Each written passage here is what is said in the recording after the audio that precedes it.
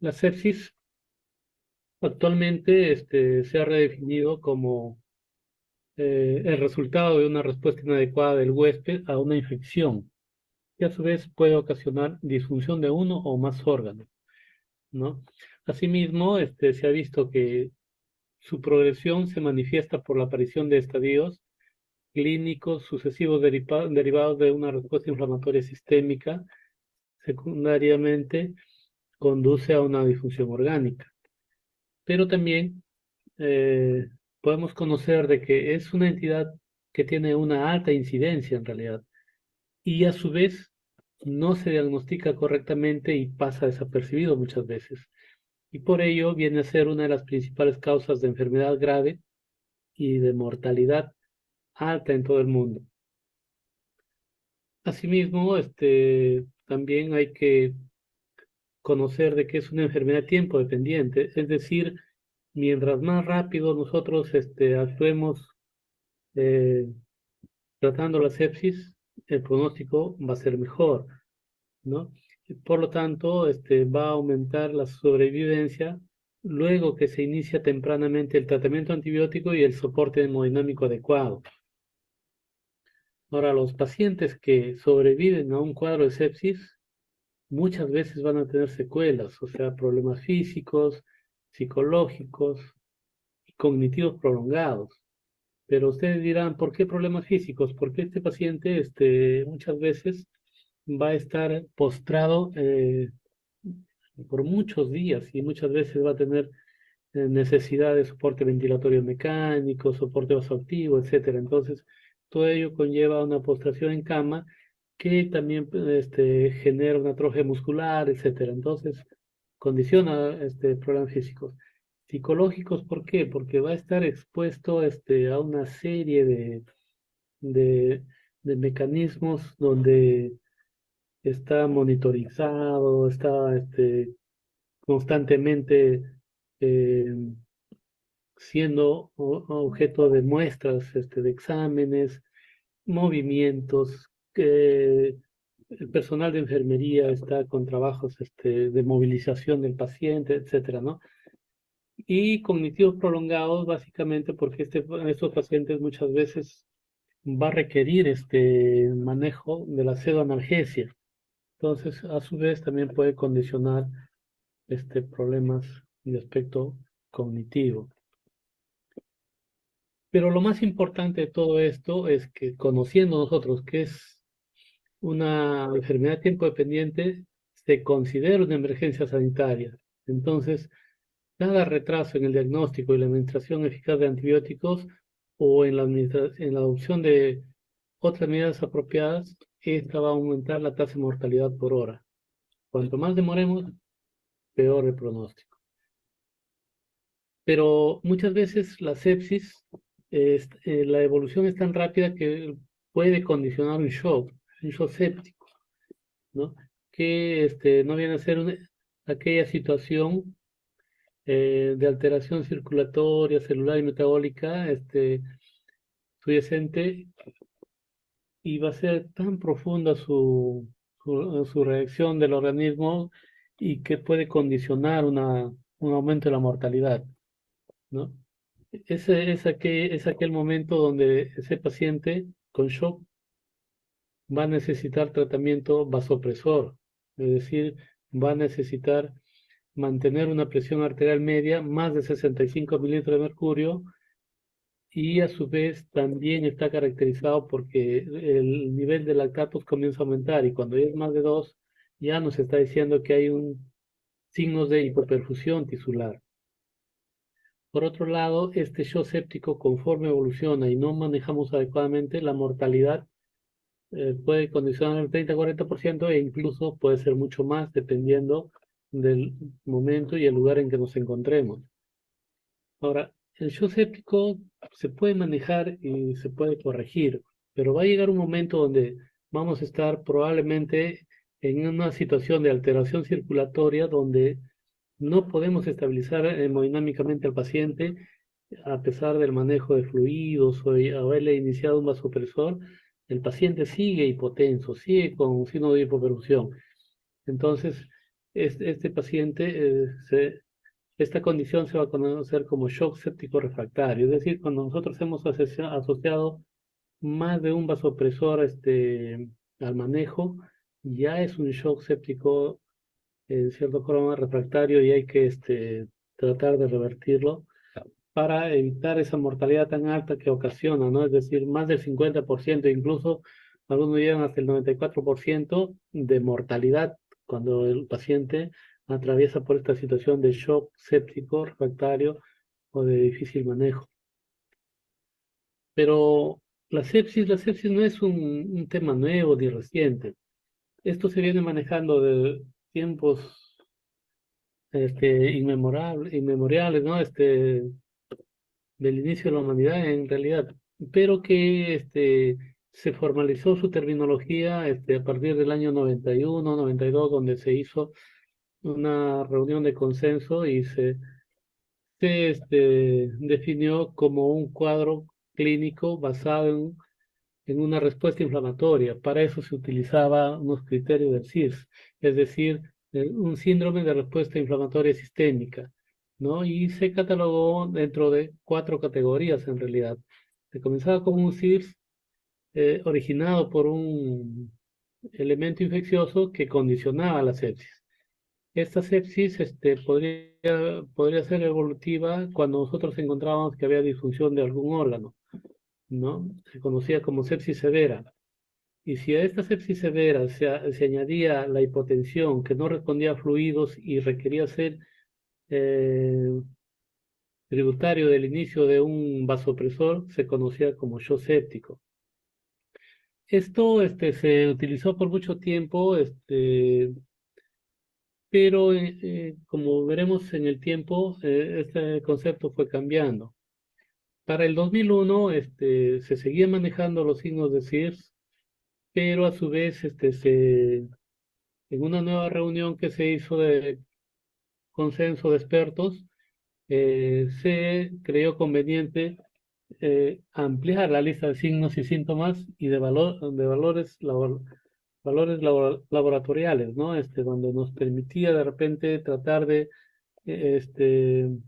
encajar la mayor cantidad de posibles causas infecciosas que condicionaban una sepsis. Para el 2016 se hizo una reunión de consenso, conocido como sepsis 3, en donde ya se definió como la sepsis una respuesta desregulada del huésped hacia la infección y disfunción de órganos, la que rige hasta actualmente.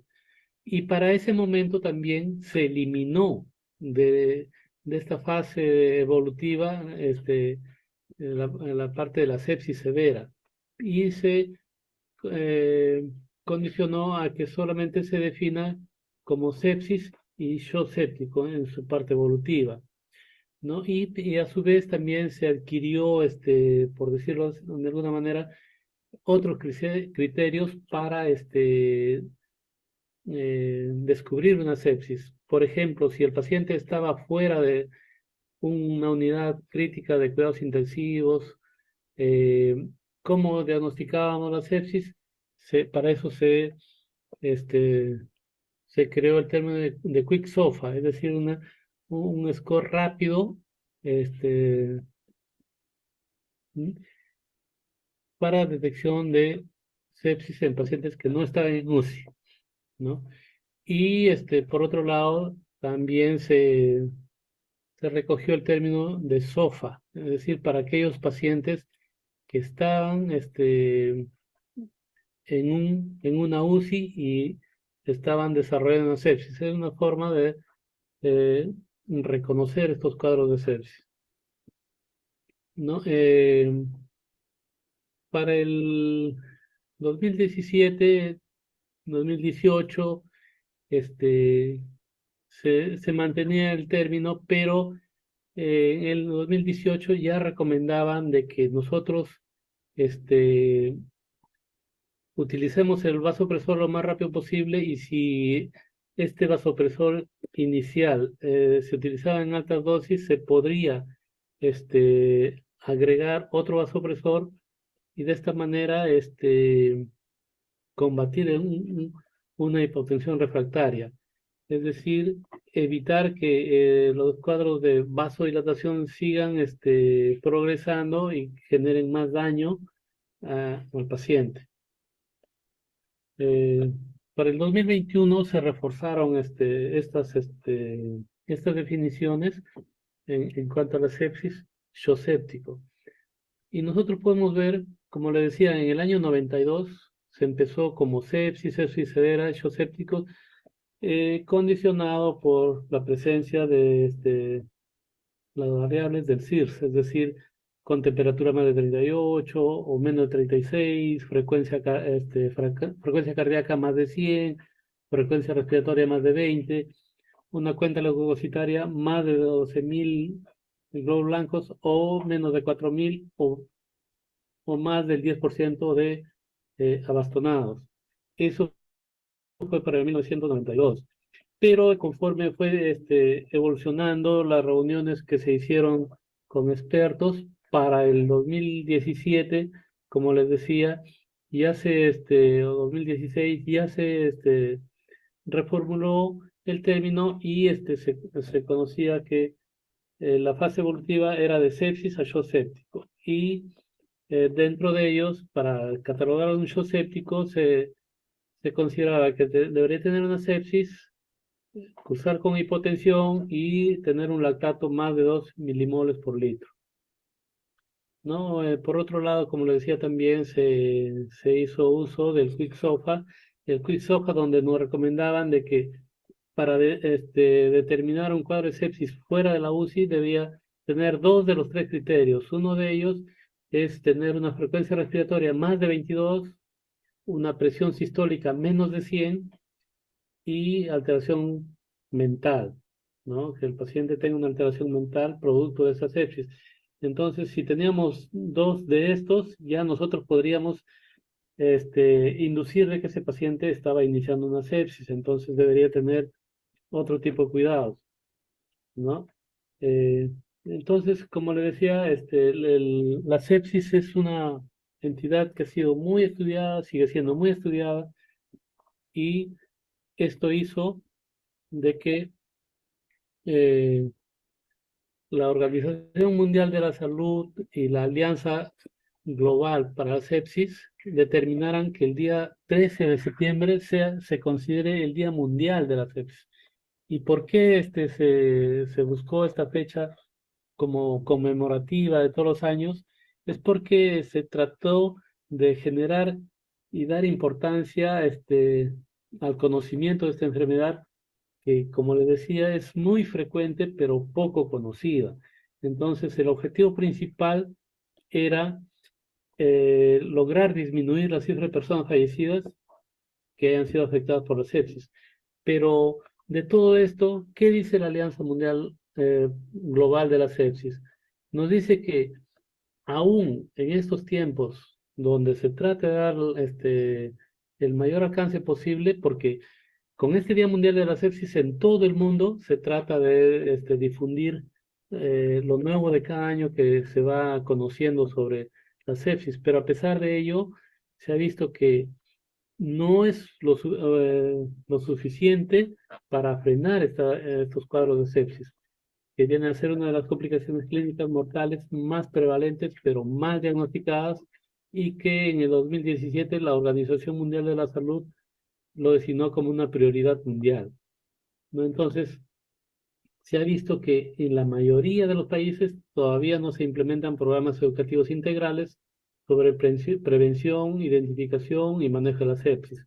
Ustedes habrán podido ver de que cada vez, por ejemplo, conocemos más sobre la diabetes, conocemos más sobre el stroke, pero en cuanto a sepsis, muy pocas veces escuchamos que nos estén tratando de orientar o de hacer conocer. Si bien es cierto, en la parte médica muchos los conocemos, pero en la parte de la población no. Entonces el objetivo es ese, de que se vaya haciendo más conocida y se traten de tomar medidas preventivas y de identificación y manejo de la sepsis. Entonces, nosotros podemos ver que epidemiológicamente esta entidad abarca en todo el mundo. se puede ver sepsis. Por ejemplo, en España se ha visto de que por año se afectan aproximadamente 50.000 pacientes. De estos, más o menos 100, por cada 104 casos de cada 100.000 habitantes. Y de estos 50.000, al año se mueren 17.000 solo por sepsis. Eso es en un solo país. Pero en Europa se ha visto que aproximadamente, por ejemplo, hay un promedio de 3,4 millones de casos de sepsis cada año. Y de estos fallecen aproximadamente 700.000, cifra alta, ¿verdad? Entonces, podemos ver que hay una variabilidad entre diferentes países, lo que apunta a que no conocemos el impacto real de la sepsis. Es decir, hay muchos casos que no se informan, entonces esto no permite una real estadística. Pero la mortalidad en la sepsis también es muy alta y se dice que la mortalidad por la sepsis supera a la insuficiencia cardíaca, al cáncer de mama, al cáncer de colon e incluso al VIH, ¿no? Por otro lado, también se puede ver de que la mortalidad en sepsis es 13 veces más que las muertes por accidentes de tránsito, 13 veces más, imagínense. Y por otro lado, eh, un 44% de porcentaje de mortalidad estimado en casos de sepsis grave en países europeos, ¿no? Asimismo, esta mortalidad aumenta con la edad, aumentando a valores mucho más altos en mayores de 85 años.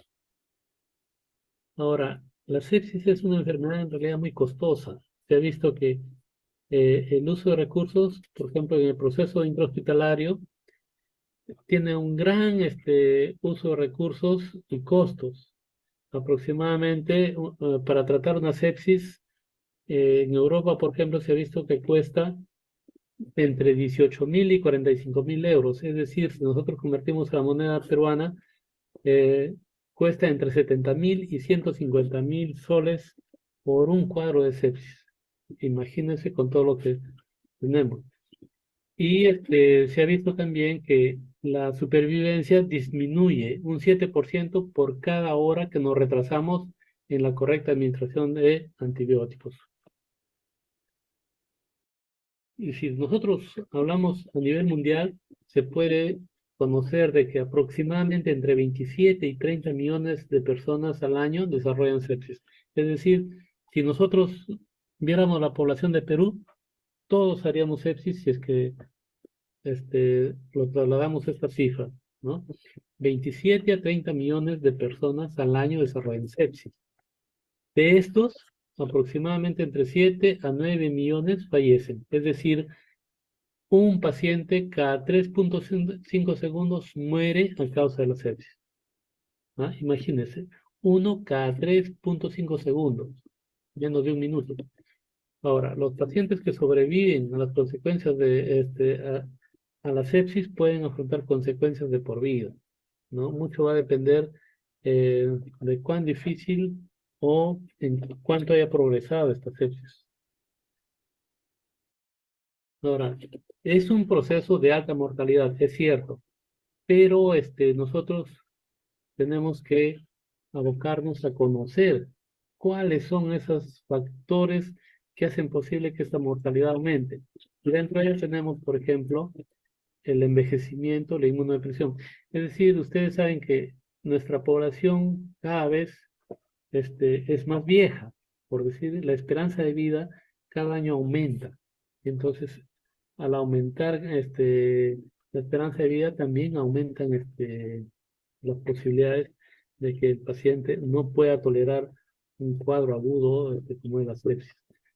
Las enfermedades crónicas, hay pacientes que sufren de poco, por ejemplo, enfermedad pulmonar obstructiva crónica, de insuficiencia cardíaca congestiva, pacientes con cirrosis, que producto de su enfermedad muchas veces están expuestos a medicación, procedimientos, etcétera, y eso va deteriorando su sistema inmune.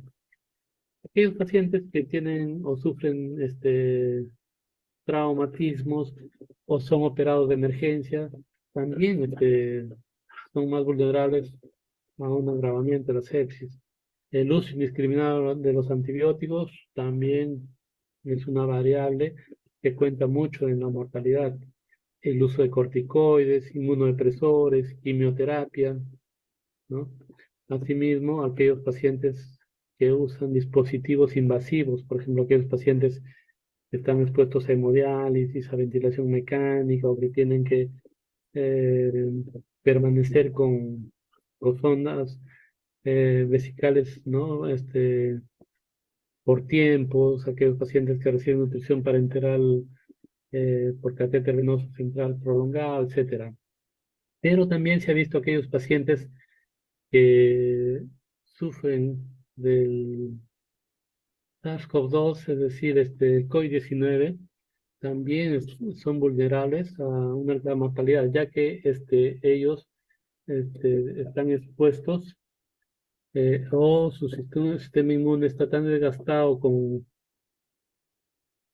el SARS-CoV-2 que puede hacerse más vulnerable a un cuadro de sepsis y ser de mortalidad alta, como hemos visto en la pandemia. Ahora, la sepsis sigue siendo una principal causa de muerte por infección, a pesar de los avances de la medicina moderna, a pesar de las vacunas, nuevos antibióticos, cuidados intensivos, sigue siendo una causa alta de mortalidad. Pero la sepsis, ¿cómo empieza? La sepsis empieza con una injuria, en estos casos, un germen, sea gram positivo, gram negativo, virus, ¿no? Esto va a hacer que este, nuestro organismo interactúe con patrones moleculares asociados al patógeno y con patrones moleculares asociados al daño. Entonces, estos, en la interacción con la célula prestadora de antígenos del huésped, se va a iniciar una cascada inflamatoria de la inmunidad innata y adaptativa, es decir, nuestro organismo va a responder en la parte inflamatoria, tanto en la parte innata como en la parte adaptativa. En la inmunidad innata van a inicialmente eh, a presentarse las interleuquinas, ¿no? Interleuquina 1, 6, 8, 12, ¿no? Factor de necrosis tumoral, sistema de complemento, coagulopatía se van a dar en una primera respuesta, pero también va a haber una eh, a- activación de la inmunidad humoral, es decir, con las inmunoglobulinas. Esto va a generar que nuestro organismo entre comillas, se defienda dentro de la injuria infecciosa. Pero esta respuesta muchas veces puede ser eh, incrementada y esa respuesta inflamatoria, en vez de defendernos, va a generar disfunción de órganos. Entonces, a su vez, va a activarse la respuesta antiinflamatoria, tratando de controlar esta respuesta inflamatoria, pero eso que puede condicionar de que entre esa lucha de la respuesta inflamatoria y la antiinflamatoria se puede generar eh, una fase que se llama de inmunoparálisis, es decir, en un momento donde el organismo va a quedar vulnerable y puede generar mayor presentación de una infección. Ya este, se puede haber afectado por virus, no infecciones nosocomiales, etcétera, y va a producir más daño, ¿no? Y esa recuperación del paciente se puede ver comprometida. Entonces, decíamos que la sepsis va a generar una respuesta multifacética en el huésped este, a un agente infectante. Y esta puede ser ampliada significativamente por factores endógenos. Es decir, esta respuesta, inicialmente una respuesta inflamatoria, que va a activar otro tipo de respuestas, ¿no? Entonces, la sepsis implica la activación precoz de una respuesta proinflamatoria y antiinflamatoria. Estas a su vez pueden activar respuestas no inmunológicas como por ejemplo la parte cardiovascular, neuronal, neurovegetativa, hormonal, bioenergética, metabólica y de la coagulación. Es decir, se van a activar otras vías. Dando así, por ejemplo, que a nivel de la parte circulatoria, nosotros vamos a ver que va a haber vasodilatación, es decir, la resistencia vascular sistémica va a estar disminuida. ¿Pero por qué? Porque vamos a ver que va a haber aumento de vasopresina, ¿no? Que va a generar vasodilatación, esa vasodilatación, hipotensión, ¿no? Esa hipotensión puede generar mayor hipoperfusión, ¿no? Podemos ver que se va a ver también en la parte neurológica la encefalopatía, donde va a ser secundario a cambios metabólicos, diseminación hematógena, ¿no? A través de la barrera encefálica, el paciente va a estar encefalopático. Puede haber alteraciones a nivel intestinal, ¿no? Donde se va a dar el caso de la translocación bacteriana, la respuesta este, endotelial a nivel hepático también se va a ver alterada. Puede haber alteraciones a nivel renal con necrosis tubular aguda, vasoconstricción, citoquinas inflamatorias persistentes y lesión renal aguda. Pero a nivel respiratorio también podemos encontrar casos de alteraciones, por ejemplo, a nivel de la lesión endotelial, ¿no? Puede haber edema alveolar e intersticial, y esto puede generar un síndrome de difusión respiratoria aguda, ¿no? El distrés respiratorio agudo que puede incluso condicionar el uso de ventilación mecánica. Entonces, les dije que la parte laboratorial también nos puede ser de ayuda y es importante, ¿no? A pesar de que son inespecíficas, eh, pueden estar asociados a causa de la sepsis o a la hipoperfusión tisular e incluso a disfunción orgánica secundaria.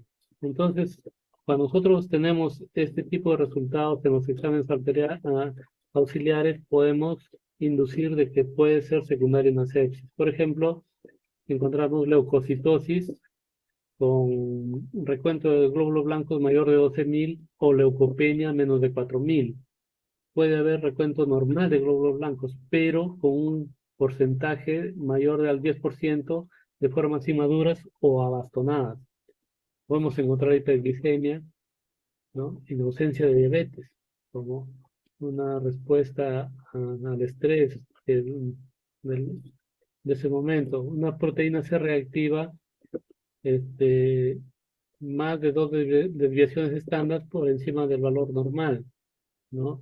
Podemos encontrar hipoxemia arterial e incluso con este, el índice de PAFI menor de 300.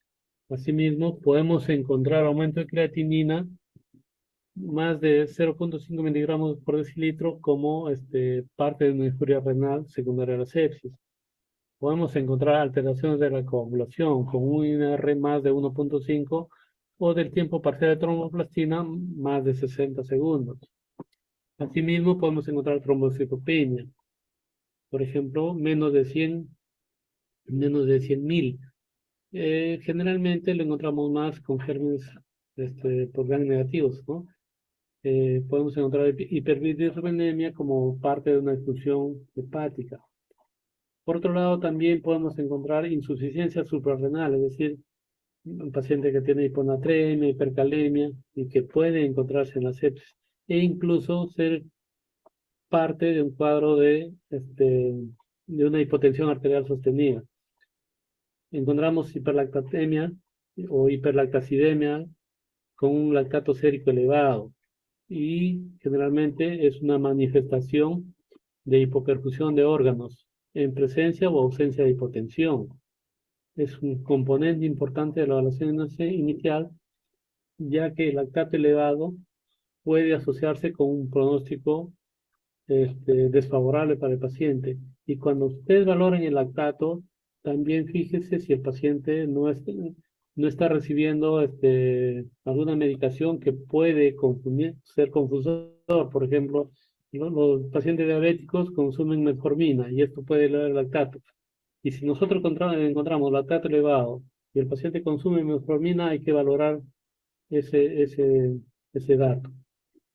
Por otro lado, también nos puede servir un examen de laboratorio en el momento, la procalcitonina. Cuando esté elevado, se puede asociar a infección bacteriana y sepsis, ¿no?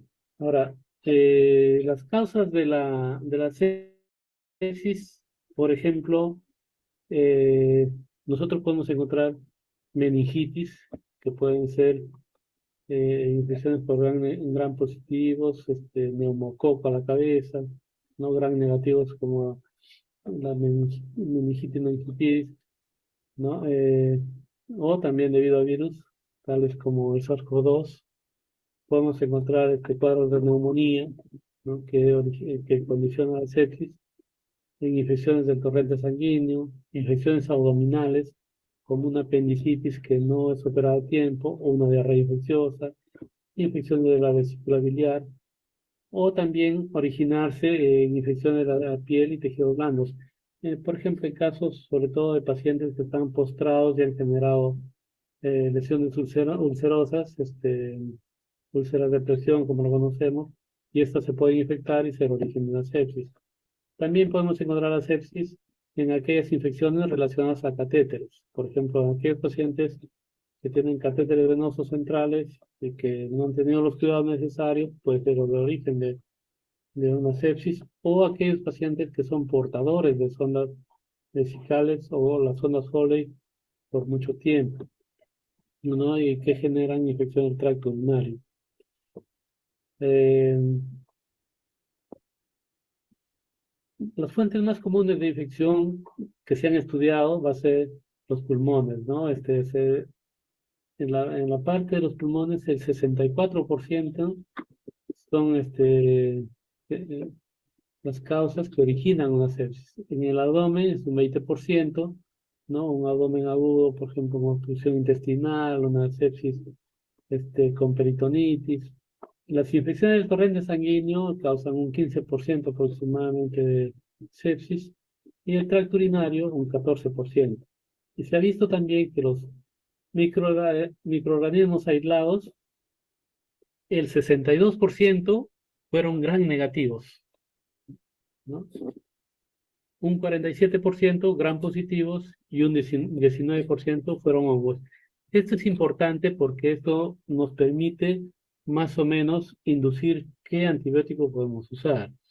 Dentro de los microorganismos gram positivos más comunes es el Staphylococcus aureus. Y dentro de los gram negativos, la Pseudomonas aeruginosa y la Escherichia coli, ¿no? Como les decía, para hacer el diagnóstico rápido de sepsis, si estamos fuera de UCI, nos puede servir el Quick SOFA o QSOFA, ¿no? Donde valoramos hipotensión con presión sistólica menos de 100, eh, el estado mental, ¿no? Con la escala de Glasgow menos de 13, o si hay taquimia con frecuencia respiratoria más de 22. Con dos de estos, nosotros podemos decir que este paciente puede estar haciendo una sepsis.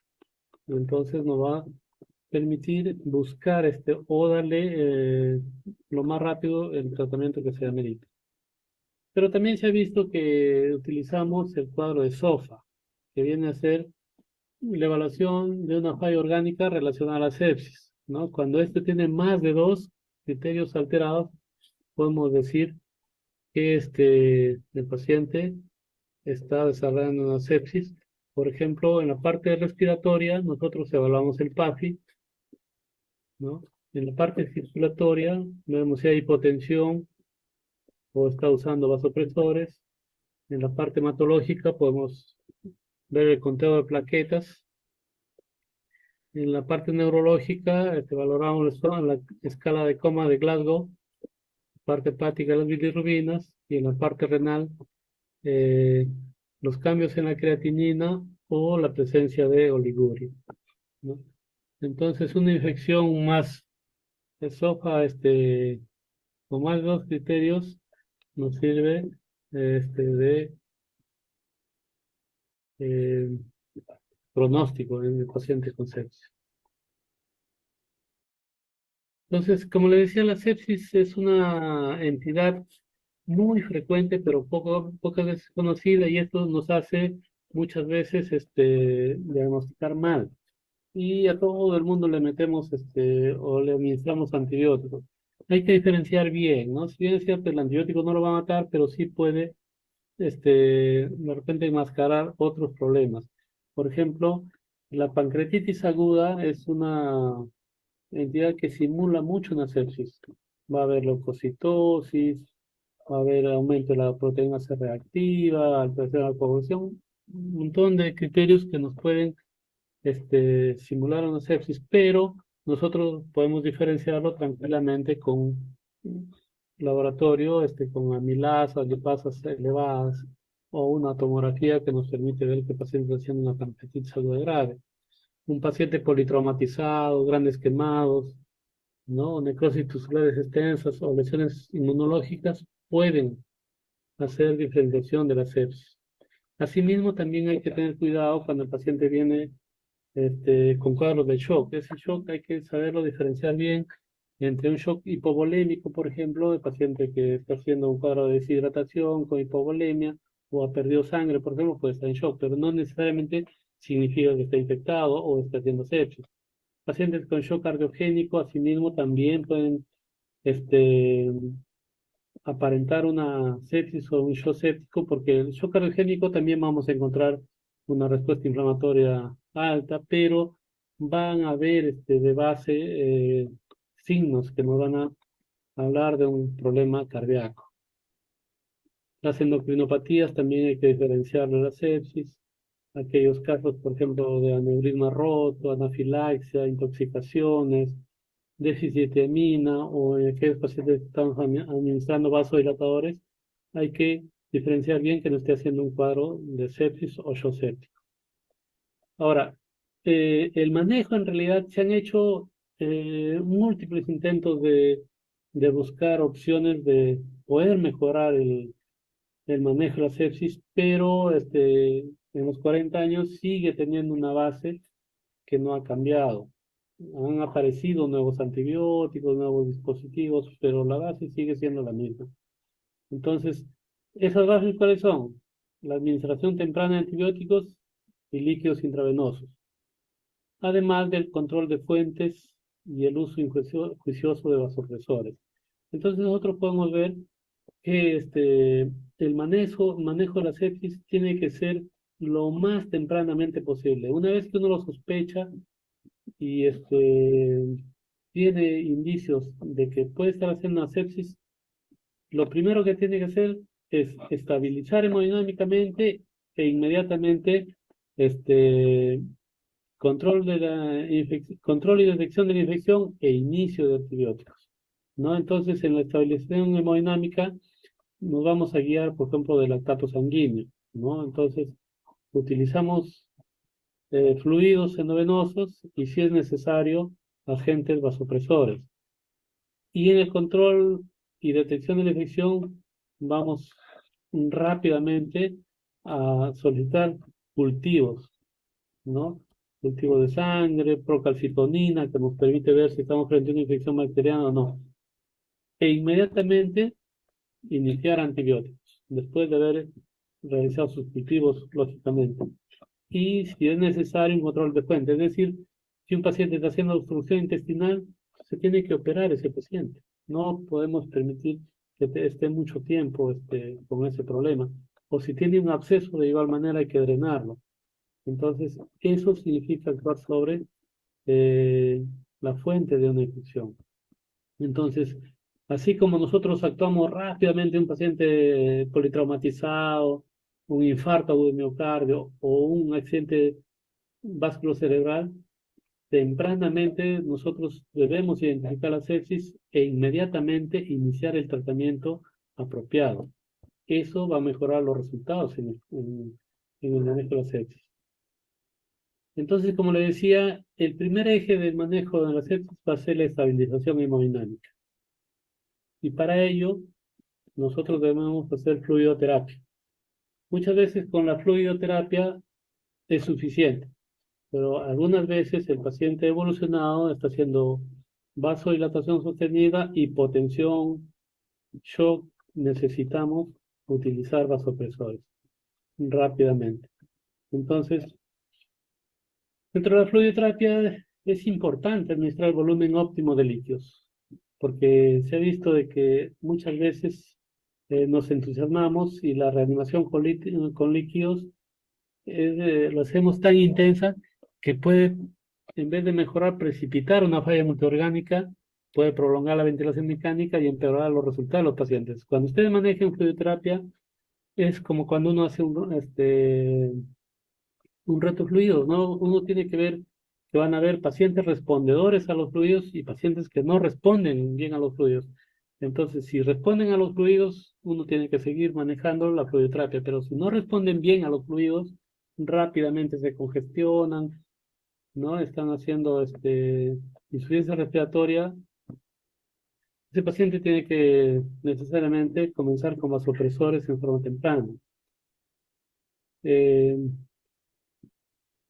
por otro lado, actualmente hay dos tipos de gente que maneja fluidoterapia, ¿no? Hay algunos que tienen un estilo conservador, es decir, tratan de evitar en la medida de lo posible un exceso de líquidos, pero hay otro grupo de gente que son más agresivos e incluso inician grandes cantidades de fluidos.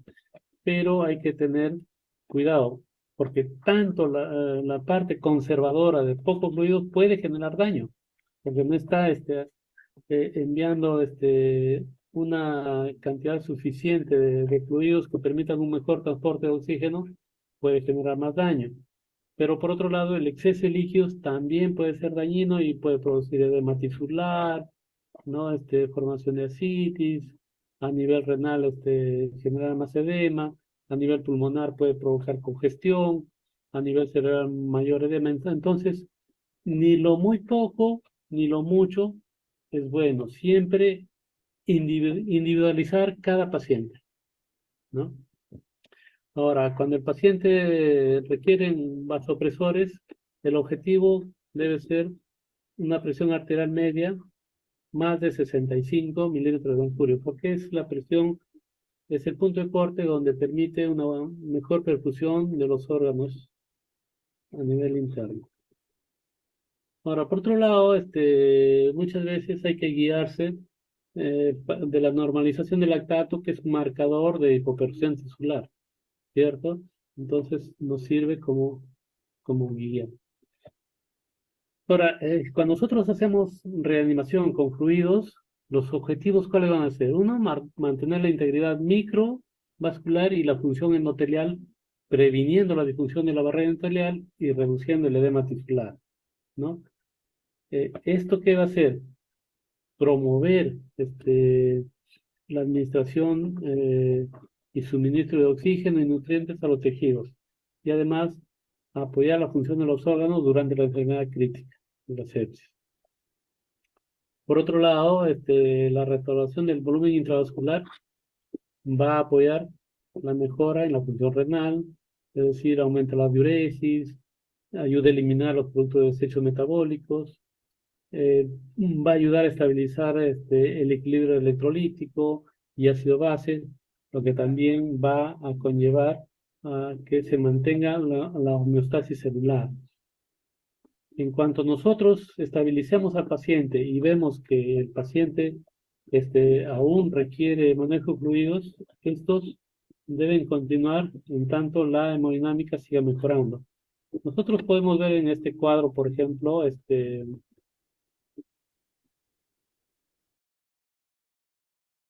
en este cuadrito, por ejemplo, el paciente llega en shock y la resucitación con fluidos, cuando es en forma exagerada, puede producir edema intestinal, puede producir edema visceral y esto puede condicionar hipertensión intraabdominal. Esta hipertensión intraabdominal puede generar oliguria. Esta oliguria, qué va a llevar? Más fluidos, más daño. Ahora, esta hipertensión intraabdominal también puede generar compresión de las venas mesentéricas, hipertensión venosa, más resucitación con fluidos, y entonces se vuelve un círculo vicioso.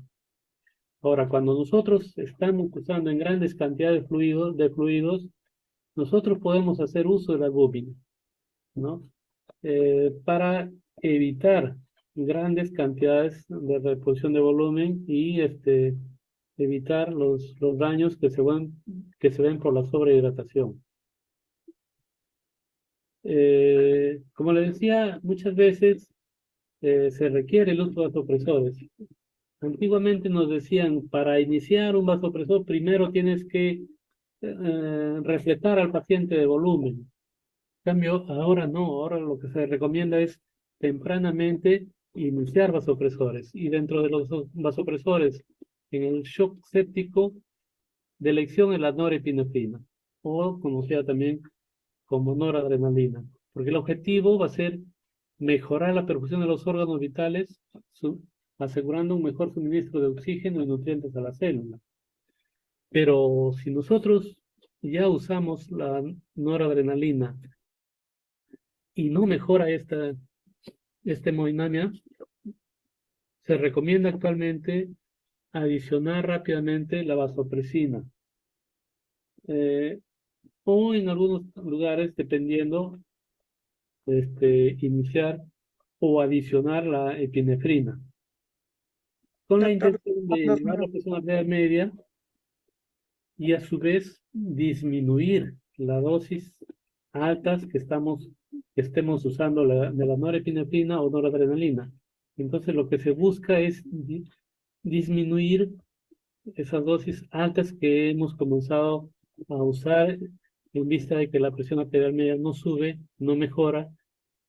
Seguimos elevando la dosis de noradrenalina, pero dosis tan altas también pueden ser dañinas. Entonces, en esos casos nos recomiendan adicionar ya sea vasopresina o epinefrina. Por otro lado, antes el vasopresor o que más se usaba, por ejemplo, era la dopamina. Actualmente la dopamina se ha quedado como una asociación a la noradrenalina en casos de pacientes que tienen, por ejemplo, bradicardia, ¿no? O necesitan su efecto inotrópico, podemos usar la dopamina. Pero actualmente no se recomienda la dopamina como un protector renal. Antes se utilizaba la dopamina para proteger riñón, ahora no. Ya se ha excluido dentro de las recomendaciones. Por otro lado, el paciente que persiste con hipoperfusión a pesar de una buena carga de fluidos y uso de vasopresores, se sugiere uso de dobutamina. Es decir, ustedes ya mejoraron la hemodinamia, pero siguen viendo lactato elevado, zonas de hipoperfusión, comiencen dobutamina. Eh, de preferencia, en todos los pacientes que utilicen vasopresores, de preferencia manejarlo con una línea arterial, que nos va a permitir tener una mejor visión en tiempo real de la presión arterial. Doctor, le quedan 2 minutitos. Okay. Aquí vemos una lista de varios medicamentos ya conocidos por ustedes, ¿no? Igual. Rápidamente también, como le decía, iniciar la terapia antibiótica. Rápidamente, paralelo a la optimización de la hemodinamia, comenzar antibióticos, ¿no? Para iniciar un antibiótico, previamente obtener un cultivo y debe ser en la primera hora que nosotros recibimos y sospechamos de la sepsis, ¿no? Para ello, nosotros debemos usar determinadas características para usar un antibiótico. Por ejemplo, tener en cuenta el sitio anatómico de la infección, prevalencia del patógeno en la comunidad, hospital, etcétera, el patrón de resistencia de estos patógenos, la presencia de efectos inmunes en el paciente, por ejemplo, como neutropenia, esplenectomía, infección por VIH, ¿no? Edad y comorbilidades crónicas del paciente, el uso de dispositivos invasivos, catéter veno central, urinario. Esto nos va a permitir escoger el mejor antibiótico para ese momento, ¿no? Rápidamente hacer un control de la fuente, por ejemplo, si tenemos una úlcera infectada, curación de la herida, remover la parte necrótica, etcétera. Y si el paciente tiene dispositivos, rápidamente removerlo porque pueden ser la fuente de infección un catéter venoso central, cambio de sonda urinaria, etcétera. Actualmente hay discusión entre el uso de corticoides o no en el shock séptico. Lo del uso de corticoides en realidad se recomienda en aquellos pacientes que ya se ha usado fluidoterapia, vasopresores, no mejora, entonces se recomienda iniciar la hidrocortisona. Lo que se recomienda es usar 50 miligramos cada 6 horas, ¿no? Y en algunos en infusión continua 200 miligramos por día. Eh, Esto no necesariamente tiene una duración, sino se estabiliza al paciente y rápidamente se puede suspender los corticoides. También se recomienda la transfusión de hemoderivados en pacientes que tienen hemoglobina menos de 7, evitar el uso de eritropoyetina en pacientes con anemia, en pacientes con sepsis. Se sugiere evitar el uso de plasma fresco congelado por alteraciones en la coagulación en laboratorio, si es que no hay sangrado o procedimientos planificados invasivos, no usar este plasma fresco congelado. Se sugiere transfusión profiláctica de plaquetas siempre y cuando la cuenta sea menor de 10.000 en ausencia de aparente sangrado y cuando la cuenta sea menos de 20.000 si el paciente tiene un riesgo significativo de sangrado, ¿no? Y en mayores de 50.000 en caso de sangrado activo, procedimientos quirúrgicos, ¿no? O procedimientos invasivos, debe tener plaquetas más de 50.000. La glucosa lo que nos recomiendan es mantener entre 140 y 180. Si es de difícil manejo y hay inestabilidad hemodinámica, de preferencia infusión de insulina en forma endovenosa continua, ¿no? Bicarbonato de sodio no se debe usar en acidosis metabólica por sepsis, ¿no? Solamente si es que nosotros hemos visto que el paciente tiene cuadros de, por ejemplo, cetoacidosis diabética, con pH menos de 7, podríamos de repente usar, pero en caso de sepsis no es recomendable el uso de bicarbonato. Se recomienda la profilaxis tromboembolismo venoso, sobre todo en aquellos que tienen ventilación mecánica, por ejemplo, eh, profilaxis de úlcera de estrés en aquellos pacientes que tienen factores de riesgo para sangrado intestinal, se debe este, usar la profilaxis. Eh, Ahora, lo que recomiendan actualmente es la prevención, ¿no? En la prevención, que el paciente no llegue a sepsis. Entonces, buscar prevenir las infecciones, ¿no?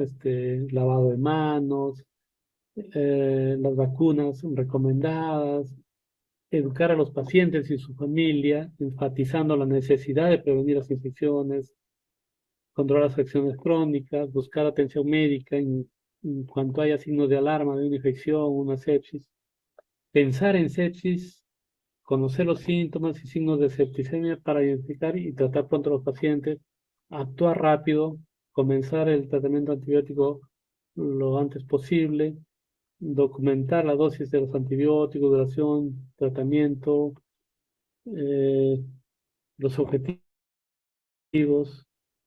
reevaluar el manejo del paciente. Entonces son medidas de prevención. Los pacientes y familias deben aprender cuáles son los signos y síntomas de la sepsis, saber si tienen un mayor riesgo, por ejemplo, pacientes con comorbilidades crónicas, pacientes diabéticos, postrados, etcétera. Si sospechan de sepsis, buscar atención inmediata. Siempre está preguntando, ¿puede ser sepsis o no? Hablar con un proveedor de atención médica acerca de las afecciones crónicas y las vacunas, practicar buena higiene, como lavarse las manos, etcétera, ¿no? Y por último, se recomienda difundir campañas educativas para mejorar el manejo de este trastorno que puede ser mortal si es que no actuamos rápidamente. Gracias.